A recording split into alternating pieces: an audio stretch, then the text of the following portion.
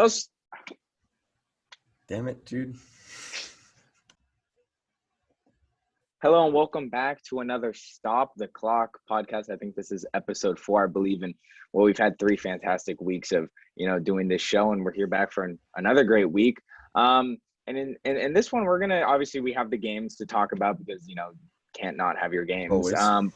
But then this is going to be kind of a special where we kind of just talk about the NFL honors, or I should say NFL awards that happen actually at the end of the year. But, there's always predictions leading up. And there's a lot of these that are tightly contested, and then there's a lot that are lopsided. So we'll start with, obviously, the big award that everyone cares so much about, and that is the MVP. So, Sam, give it to me. Who's your MVP? All right, let's go. I mean, at this point, it's everyone just chasing Tom Brady. Just looking statistically, he's got his team at 10-3. He's first in the league in yardage, first in touchdowns, first in completions, 5th in completion percentage. He is playing his best football at 44 or whatever age he does not age. I mean, the next closest person I can think of is Aaron Rodgers. He's 10th in yard. He's playing very well. Let's not be drunk. Aaron Rodgers is playing very well, but I don't see anyone at this point catching Tom Brady. Simple as that. Yeah, I mean, I'd have to say he's by far the favorite. And this is one of those where, you have your Aaron Rodgers in the conversations. You might have a year of Jonathan Taylor's after that, his past few performances. But, I mean, like we were talking before the show, I mean, until Tom Brady retires, he should always be top 3 in MVP voting. I mean, the fact that he's 44 years old and already thrown for 4,000 yards, 36 touchdowns, and like you said, they're 10-3. I just don't know how anyone's going to get close to that. And when talking about valuable player like this, without him, we've seen what the Bucs are without him. Exactly, because I'm being dead serious. They were in a kind of similar situation as the Denver Broncos are in now. Very complete roster, top to bottom, don't have a quarterback. Yeah. You get Tom Brady. Tom Brady's putting up MVP numbers. He should be the MVP. I think it's like you said, the year before Brady came in, they had Jameis Winston, and they weren't terrible, but Jameis still threw 5,000 yards. Right. That's how good that team was. 30 touchdownes, right? And 30 touchdowns, and then Tom Brady comes in and says, "All right, let's go win a Super Bowl." And they go win a Super Bowl his first year. And now they're actually going to have home field advantage through a couple of playoff games. Hopefully for them, they'll have it throughout the playoffs if they get that number 1 seed. Which at this point, I think Tampa's the team to beat in the NFC so far. I would agree right now, sitting at 10-3. Yeah. All right, let's move on to Offensive Player of the Year. Now, I was telling Jude earlier before the podcast, I was like, "Ooh, I'm gonna make a case for Cooper Kupp here." I mean, looking at it, there still is. He's first in receptions, first in yards, first in touchdowns. He's only posted 1 game under 7 catches.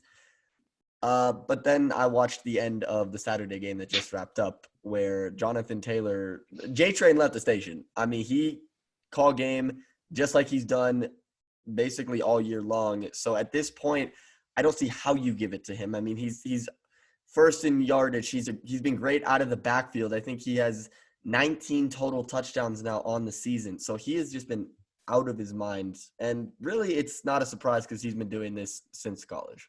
It's funny because we just saw, the Jonathan Taylor walk-off, or you want to say dagger, touchdown that he had. But, I mean, this is what Jonathan Taylor has been doing all season. In fact, in his last 5 games, he basically has 700 yards and 10 touchdowns.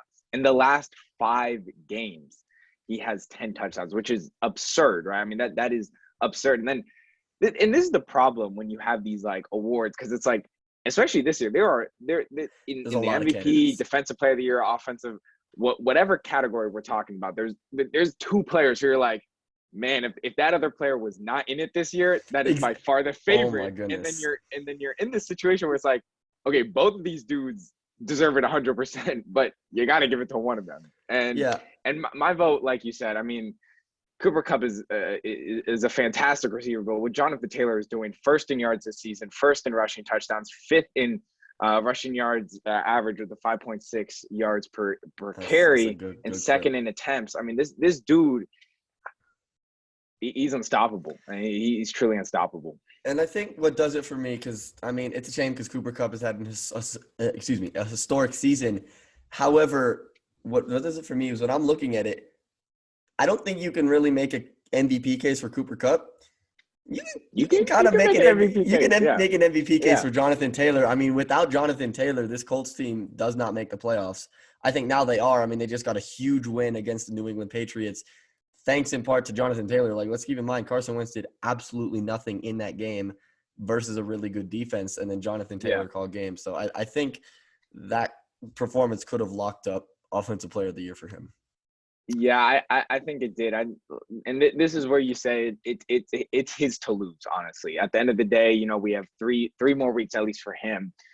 It's really his to lose. I mean, Cooper Kupp, what he's doing is amazing. And say, hey, Cooper Kupp maybe goes out there and posts 200-yard games the next 4 games. You're like, okay, yeah, it's possible. It's possible. It's very possible. Say he hits 2,000 yards, then you have the conversation about Cooper Kupp. But like you said, what Jonathan Taylor is doing, and I mean, he's in the conversation for MVP, like we mentioned earlier. He's in the conversation for, I mean, not fully, but he's a guy that you could say a dark horse candidate. Cooper Kupp, you can't say so much, and so that's why I lean towards Jonathan Taylor for Offensive Player of the Year. Yeah, I agree. All right, now let's get to an award that you have some strong opinions about, and I think so do I, and that's Defensive Player of the Year. For me, my top 2 live and breathe in the NFC North or AFC North, and that is T.J. Watt, the man first in sacks with 16, and Myles Garrett, the man second in sacks with 15. 2 of by far the most dominant players in the NFL, but I know you have your eye on a third candidate. And here we are again, right? It's there's, I think it's a 3-headed race. You could say it's a 2-headed race, but it doesn't matter. No. He has a case. I'll let you go. But like I was saying, no matter you say a 3-headed, 2-headed, all of these dudes deserve to win it, right? All of these dudes deserve to win. You just can't give it to all 3, right? You can't split the award. And what he's talking about is Michael Parsons. Look, Myles Garrett has been fantastic, right? 15 sacks on the season, 1 forced fumble, 15 tackles for loss, 44 pressures. Same with TJ Watt, like you said. He has an NFL high of 16 sacks, 4 forced fumbles, and 16 tackles for loss. But what really, to me, sets the bar over for Michael Parsons, and I'm not saying right now I would say he's the favorite, but I'd pick him to win just because his capabilities, not just as a edge rusher. I mean, the dude has 12 sacks, 3 forced fumbles, 17 tackles for loss, 41 pressures. And you have to keep in mind that he is only lining up in pass rush 52% of his time on his snaps, which is, I mean, to have those numbers in basically 50-50 as you as a linebacker and edge rusher is absurd, is absurd. But I mean, yeah. Okay, when I look at it, I look at a couple things. One, we're talking about the most dominant defensive players in football, I have not just the 2 that I mentioned, but I have 3 players ahead of Micah Parsons. That's the 2 in running for this award and Aaron Donald. To be honest, I think Aaron Donald's number 1, most dominant. Like, we saw what he did Monday Night Football. He literally picked up Max Garcia, threw him to the side, and literally touched Kyler Murray with one hand and was like, sit down. Like, yeah. And then also, for me, why it's TJ Watt, when you look at when the Steelers did not have TJ Watt in that game that you had it versus the Chargers, where they gave up 40 points without him, versus the Bengals, they gave up 40 points without him. And then he came out very early against Minnesota, and Dalvin Cook had an absolute field day, and they dropped 36 on him. He is, you feel when he is missing. And then when he is there, he's making big-time plays like in the Seattle game where he basically won them the game for that. Yes, Micah Parsons has made those plays, but I think defensively the impact that he has on the entire defense and the statistics to back it up, being the leader in sacks, potentially could break the sack record. That's why I'm going to give it to TJ Watt. So here's my thing. You just mentioned how when you see TJ Watt off the field with the Steelers, it's a completely different defense. So why don't we look back at the 2020 Cowboys defense? Because that defense was atrocious, right? That defense was, it ranked bottom last in every, significant defensive category. Michael Parsons comes in. I mean, they're arguably a top 10 defense, top 15 defense in this league, and he's the driving force behind that. If you take Michael Parsons out of this situation, and you could say Trevon Diggs too, because he's had a hell of a season. But if you take Michael Parsons out of this, just front 7, they would not be as dominant as they would, right? DeMarcus Lawrence is still a great player. Randy Gregory is still a great player. But what Michael Parsons brings, and he's winning 25% of his pass rush, which is like 1% behind what Myles Garrett is doing at 26.9, which is highest among all edge defenders. When I look at the Dallas defense, yes, there's no doubt Micah Parsons has had a profound impact on that defense. It's one of the reasons why they're the best at taking the football away in the NFL. However, there's a lot of other factors that go into it. They hired Dan Quinn, who has been a fantastic defensive coordinator for them. That's a big part of it schematically. Their front seven was not the biggest issue for them last year. It was their secondary. We have, as you mentioned, the emergence of Trayvon Diggs this year as a top 10 corner. You brought in key pieces like Curse and KZ, who have been really good for the Cowboys in the secondary. So I don't think all of that goes on Micah Parsons, whereas TJ Watt, when he's not there, you feel that loss. And I get it. They added Trayvon Diggs. They added my boy Javon Curse. I love him a lot. But like you said, you feel an impact when TJ Watt is on the field. I think defenses are already feeling the impact when Micah Parsons steps on the field. And the problem is, and like I've mentioned earlier, this dude is doing this stuff, right? He is doing what 12 sacks, 3 forced fumbles. When half the time, he's not even playing edge rusher. He's dropping back in coverage. He's allowed a 61.3 completion percentage when in coverage is 2 pass deflections. Now, I'm not saying that's top-tier defending, but I haven't seen Myles Garrett, TJ Watt drop back in coverage. I haven't seen them do the things that Micah Parsons could do, not just at edge rusher. And I get it. TJ Watt has a couple of interceptions in his career. Let's not. In his career, but not this season, right? Not this season, in his career. And so Micah Parsons being able to not only rush the passer, get pressure, but be able to drop back and cover dudes. I mean, no disrespect to the other two guys, but if Micah Parsons, like I mentioned in my other podcast, if my benchmark for him is 16 sacks, if he can get 16 sacks, hell, if he throws an interception or 2 on there, I'd say he's the front runner. If he can get 16, but I'd still pick him to win Defensive Player of the Year. No, I think you bring up great points, and there definitely is a case. Like, he's going to be, when they list the nominees, he's definitely one of them, without question. Yeah.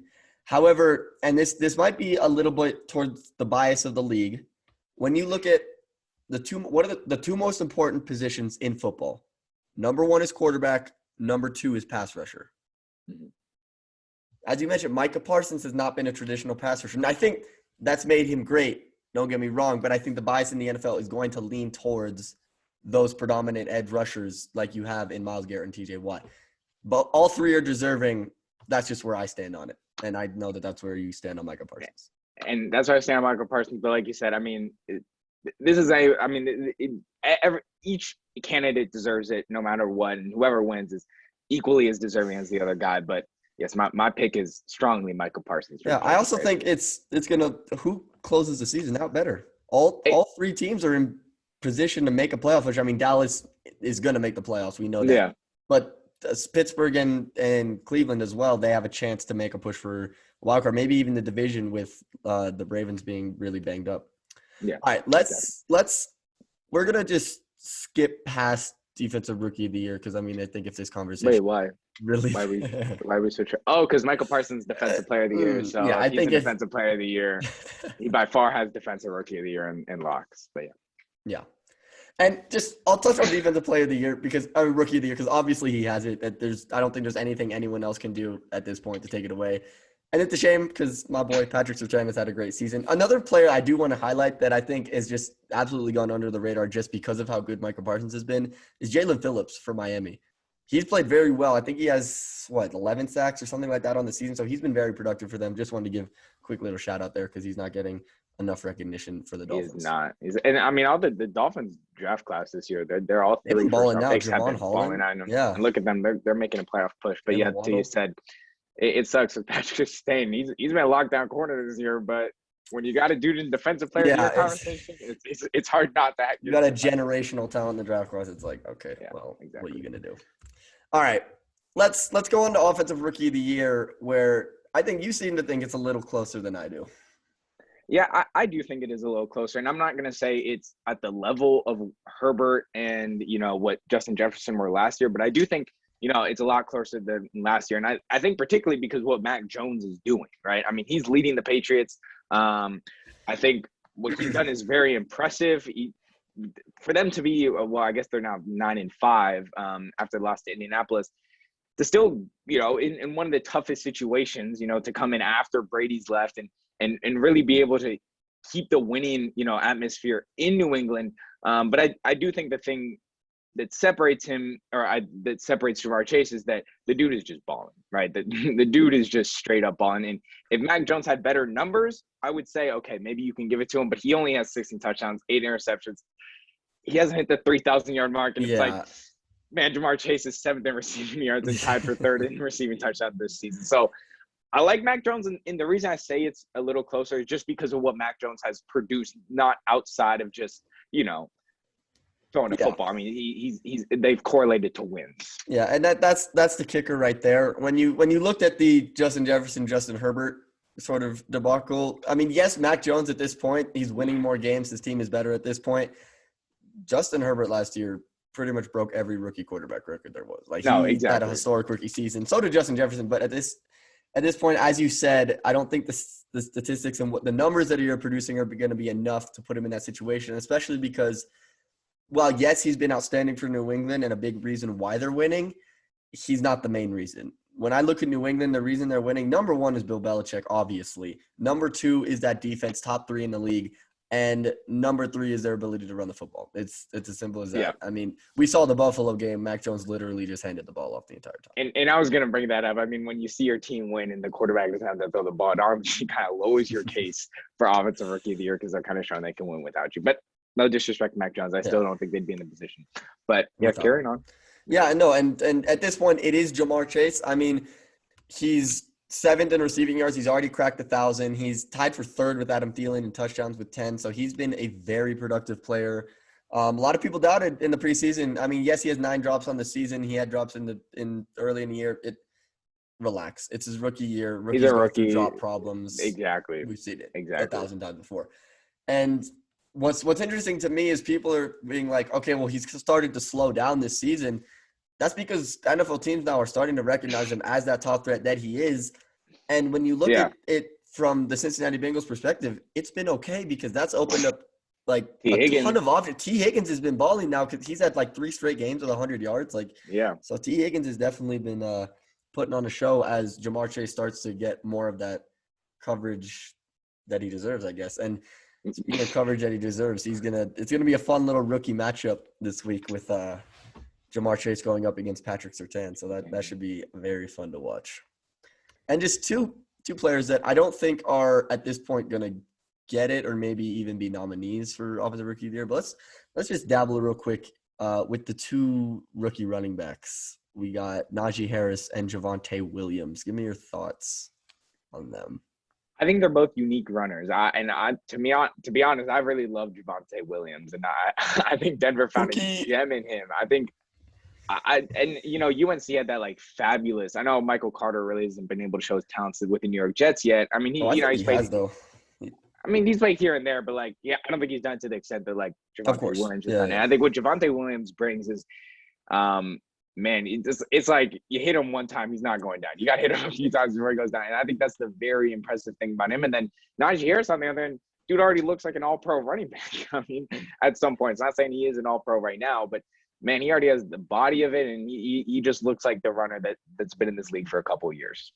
Yeah, absolutely. I mean, when you look at, I think both of them, of course, Javonte Williams is leading the league in broken tackles. He just simply does not go down. He's a machine. We've seen that throughout the course of the season. Najee Harris, I think where he has the edge is I think he's a much better receiving back. Not to take anything away from Javonte, because I think Javonte's a fine back of the backfield. But Najee Harris has good hands. You can trust him out of the backfield. He was like that at Alabama. He's showing that in the NFL. Where I am a little, I'm not going to say concerned, but where I sort of look at these two, their numbers are particularly similar. Yes, okay, Najee might have more catches and touchdowns, and I think he has actually more yards by maybe 90. Yeah. Javonte Williams is in a split backfield with Melvin Gordon, who has pretty much the same yardage stats as him. He's doing it with 100 less carries than Najee Harris is, which I think is great for Denver. They're keeping both backs fresh. I just worry that the Pittsburgh Steelers are going to overload Najee Harris at this point, but I think those 2 backs are definitely future stars in this league. Yeah, I think that's, and I was even concerned about it earlier in the season when, the dude was getting 30 touches a game, and he was taking all their snaps. He was almost 100% of the snaps on offense week in and week out. It's man, this dude's only a rookie. You're gonna wear it as body sooner or later, and Yeah. I mean, I think he could take it, but how long can he take it? We've seen running backs now, and we talked about it a few podcasts ago, where it's like, man, these running backs after a few years, they're not gonna be able to take Yeah. it as much as they want anymore. Pause, but like, you know. So I think that that they're both great running backs for the future, but I really love Javonte Williams, and like I said, I think Denver found a gem in that beast right there. Mm-hmm. All right, now let's talk about some guys that know a thing or two about perseverance. What it means to get beat down and get back up and be just as good, if not better, than you were before you got beat down. This, of course, is the comeback player of the year. And at this point, I think there's two. You might think I think there's two people in running for it. I think the front runner at this point is Dak Prescott. I mean, he's come back. He's been great. I don't blame him entirely for the Cowboys' offensive woes. I think that's more on the run game and whatnot. But I think he's been spectacular. I think he's not skipped a beat, and has the Cowboys in position to be a division winner in the NFC. And then you look at Joe Burrow on the other hand, who he's balling. He came back. He's a lot better than I thought he was going to be. He's got 3,483 yards. He's tossing the rock. He does the one thing that I'm a little concerned, and this is not, I guess, on Joe Burrow as much, but he does lead the league in interceptions, which I think will knock him in this award. And while I don't think this will knock him, it is a little concerning considering he just came off a knee injury. He's been sacked 41 most times in the NFL. So yeah. Well, yes, Jamar Chase has been outstanding. He'll probably win Offensive Rookie of the Year. He's been the flashy pick. I don't know. You got to upgrade that offensive line in the offseason. But at this point, for me, it is Dak, but Joe Burrow does deserve a little consideration. Yeah, I mean, to your point, the 14 interceptions, I mean, there was a few that had been tipped and picked, but the interceptions fell on Joe Burrow. I don't know how much you could say 41 sacks is on him. I mean, you could look at some of it's okay. Maybe he's not stepping out of the pocket. He's taking those sacks. 41 times it's a good chance most of those sacks are on your offensive line. But yeah, like you said, I mean, this is Dak's award to lose. I mean, he's been phenomenal this year. Maybe besides the past 5 games after the calf injury, and I'm not blaming the calf injury on his woes, but I do think there is some fault that should fall on Dak for the recent lack of offense production that the Cowboys have been getting. But nonetheless, I mean, still 3,400 yards, 24 touchdowns. He does have 10 interceptions, but does have a quarterback rating of 98.1. And like you mentioned, the Cowboys are 9-4. They're still winning games, yeah. They're still winning games, sitting on 9-4. Most likely will lock up the NFC East by the end of this weekend, or should I say by the end of Tuesday, because the game's postponed. Let's not even into that. But yeah, so I think that like and a few other awards, it's his to lose. Yeah. All right, well, those are pretty much our awards for this year, kind of our predictions. We'll see how it shakes out. I think definitely the biggest one to watch, I think the most fun one to watch will be the Defensive Player of the Year as that goes along. But let's wrap it up with some picks. So as we started last week, we were going to start doing points for our picks, just kind of comparing to see who wins the week. So the way we did points was you get 1 point for a correct pick. You get 2 points if you correctly predict one of the primetime games, whether that's Thursday night, Monday night, or Sunday night. And are we considering Saturday night? That is a primetime game. In this week, though, I don't think we should consider the Rams game or the Eagles game primetime games. Okay. Because those were not. Yeah. No, I get it. So with that being said, and of course, if you get the correct pick for our favorite teams, the Cowboys and Broncos respectively, you get 5 points. So big stakes on those teams. I got 20 points. I lost the first week to Jude, who got 25. He had 25 points. Yeah, he had a really good week. I only got 2 games wrong. I got the Monday night and I got the Ravens game wrong. So darn, look at you. Go crazy. All right, but let's get into this week. I had the Patriots winning, sadly, this game, but that didn't happen. So darn. Yeah, likewise, I had the Patriots. All right, now let's get into the Sunday slate, 10 a.m. games, or I guess Jude's in Philadelphia right now for winter break. So the 1 o'clock games, have fun with that. Oh my God. We have the Panthers at the Bills. I'm going to go with the Bills. They had a tough game, but they'll definitely rebound against a pretty crappy Panthers team. Yeah, the line says Buffalo 13. Buffalo should blow really this team out. 13? Yeah, I think Buffalo needs this game. The past few weeks have been rough. They lost in New England with Mac Jones not even throwing a pass, and then they had a bad loss to Tampa. This is the game where you got to blow them out. So, yeah, I'm going to take Buffalo. Now we got the Texans and the Jags. I like the Jags after a little bit of a boost from getting rid of Urban Meyer, which I predicted. I'm a take credit that I said they should fire him within the next week, and like 2 days later they did. So I'm going to take credit too. Not to toot my own horn, but like toot. I think we should both toot it because I think we both deservingly earned credit for firing Urban Meyer. Yeah, I'm actually going to agree. I'm going to take the Jaguars. I think any team that just comes off their team getting fired or their head coach getting fired, we saw with the Raiders earlier this season, they go out and just play probably their best football of the season. So Jaguars, I think they should be. Yeah, it's at home. Yeah, I like it. All right, Steelers Titans. This is a big game for Pittsburgh. Titans kind of got an easy one last week with Jacksonville. I'm gonna take the Titans to keep it rolling. Yeah, I'm going to take the Titans. I don't get why the Steelers are favored in this game. I think it's at home. They put up points last week. I don't know. I don't know. I really like the Titans. I know that, obviously Derrick Henry has been a big loss. I think Julio Jones is going to have himself a game. I like it. All right, let's get into the Cardinals and the Lions. This should be easy. It's the Cardinals, despite not having D-Hop. It's the Cardinals. It should be the Cardinals, without a doubt. Tua playing very well. Going to play the Jets. They beat the Jets last time they played. They're going to do it again. They're going to do it again, and they're going to beat them by more than 9.5 points. I'll tell you that. Yeah. Now in a game where I think the Cowboys offense needs to get right, that's against the Giants. I think they do get right because it's the Giants. So. Yeah, I think this is a get-right game for the Cowboys. I mean, we saw it a few weeks ago with the Rams. When they needed a get-right game, they blew out the Jaguars. This is. I'm not saying the Giants are as bad as the Jaguars. I mean, y'all had it too with Atlanta too. Y'all. I mean, this is the perfect time to get it right, and then you go on your stretch of games where you play the Cardinals in Washington. So yeah, I think it's a perfect game to get it right. I'd also love to see them maybe run the ball a little better, especially in cold weather. So we'll see what happens. Yeah, we'll see. All right, Niners Falcons feeling like a little bit of a trap game for the 49ers. The Falcons are still very much in the playoff push as well, but I am going to take the Niners just because it's in San Francisco. Yeah, I'm going to take the Niners too. I understand where the trap game's coming from, but I don't know. I think after the 49ers performance, I think they're going to keep it going against the Falcons, especially at home. All right, Bengals-Broncos, first wildcard game of the week. I will be there. Should be super fun. Very important game for both teams as they look to make the playoffs. I mean, both have really brutal schedules, actually, as I mentioned on my last podcast, coming up. I don't like that the Broncos are favored by 3. I don't.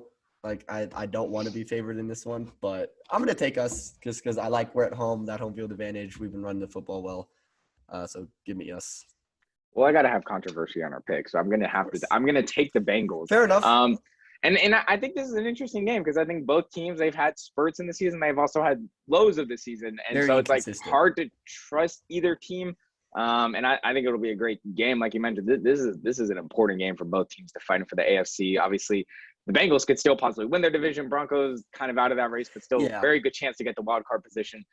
So both teams probably fighting for a wild card position at the end of the day. So I really like this game, but I'm going to take the Bengals. All right, our first differentiator. Now we got the Saints and the Bucks. The Saints have had the Bucks number in recent. We got one sec. We got the Packers versus Ravens. Oh, excuse me, my bad. Packers versus Ravens. How could I forget? The Ravens are too banged up. I like Huntley a lot. I actually think he made some really good throws in that game, and I like Rashad Bateman, that little connection they have. But it's the Packers. Like they're gonna win this game, especially against how beat up that Baltimore secondary is. Yeah, I mean, man, if anything could have gone wrong for the Ravens, it did this season. I mean, from the loss from J.K. Dobbins to Marlon Humphrey, everything went wrong. And now even Lamar probably not playing tomorrow. It's a game-time decision. Yeah. Give me the Packers, man. Now it's risky because you're at a chance of maybe not even winning the division if you're Baltimore. Yeah, exactly. All right, now for the Bucs-Saints game. I'm going to take the Bucs. Actually, it should be their, first regular season win versus the Saints since Tom Brady's got there. Which is, I mean, they beat them in the playoffs, which is what matters most, but still. Yeah, something tells me to pick the Saints. But I know. Oh, pick the Saints. Do it. Differentiate. You know what? I'm gonna pick the Saints. I had a great week last week. I gotta pick a dog in this game. Honestly, I mean, I would pick the Saints, and I'd also pick them to cover. I mean, even if I'm not even taking the Saints, I think 11.5 is too much for a game like this. Oh, I agree. That defense has played Tom Brady very well. Okay, now let's go to the first Monday afternoon game. That's the Raiders and the Browns. The Browns are, because of a kind of BS in my opinion, schedule shift. They're going to get a few players back. Meanwhile, the Raiders are in the midst of their midseason collapse, or their annual midseason collapse. It's a tough game. It's in the dog pound. You got Miles. You know what? Give me the. Ooh. If Baker Mayfield plays, I'll take the Browns. If not, give me the Raiders. I think Hunter Renfrow has also been very elite this year. Give me the Raiders. I don't care if Baker plays or not. Give me the Raiders. Okay, let's go. The actual Monday night game, that's Vikings-Bears from Chi-Town. Let's go Vikings. I think they're in a spot that they can push for a playoff seed, which I think they'll get. Yeah, give me the Vikings. The Bears are dysfunctional. I don't even think they're going to have like most of their coaching staff for this game. Also, something I want to point out. Who on earth gave the Bears five primetime games this year? What is that about? They are the Bears. So, I don't care. They are the worst team. I'm not going to say in that division because there's the Lions, but they're the worst team to watch because I'd kind of rather watch the Lions because I like Dan Campbell. But let's move on to Rams-Seahawks. Rams with their biggest win of the year, going to keep it rolling against the Seahawks. However, Russ has looked better in the last 2 weeks. Yeah, he's looked better. I'm going to take the Rams still. I'm still taking the Rams. I took the Saints. I can't take the Seahawks. I'm going to give me the Rams. I think the Rams are going to keep it close in the beginning, but at the end of the day, they'll run away with it. All right. Let's go Eagles, Washington football team, your two most favorite teams in the world. Let's get the Eagles. I like Jalen Hurts in a good divisional game. I'm going to put a little bias in this pick. The Eagles need a win for the Cowboys to clinch the NFC East this weekend. So I'm going to take the Eagles. I think non-biased. The Washington is completely depleted. I don't know how many starters are even going to line up for them on Tuesday. I think it's absurd that they're playing Tuesday. I don't think they should. I think they should have forfeited the game. But that's a whole different topic. Well, I don't think you forfeit the game. You just do what the Broncos had to do a year ago and just play with freaking nobody. Anyway, so I'm going to take the Eagles. I think even if Washington gets a few guys back, I think they're totally banged up after Michael Parsons completely destroyed them. So I'm going to take the Eagles. All right. Well, there you have it. Those are our picks. Looking forward to an outstanding day of football. I'm going to the best home field advantage in the NFL in Denver. So it's going to be fun. Yay. All right. Well, thank you for joining us on Stop the Clock, episode 4. This, of course, obviously, wherever you're watching this, whether it's YouTube, listening on SoundCloud, whatever you want to do. All right. Whatever you want to do. Have a good one. Peace. Have a good one. Peace.